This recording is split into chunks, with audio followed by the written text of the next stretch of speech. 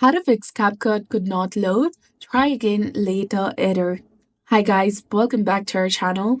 Today in this video tutorial we'll be discussing about fixing the CapCut could not load error.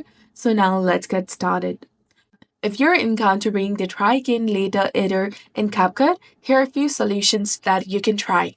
First of all, you can check the internet connection on your mobile device.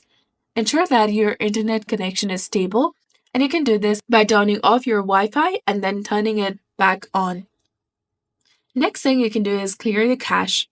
For that, go to Settings, scroll down and go to Apps. Click on the search bar at the top and type in CapCut.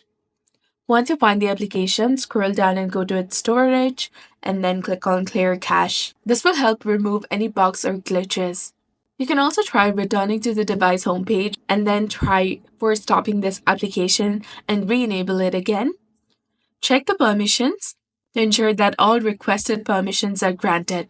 Then you can go to Storage section again and click on Clear Cache once more and also click on Clear Data. But remember that this includes all file settings, accounts, and databases. And after completing this steps, try accessing CapCut again or restarting your entire device.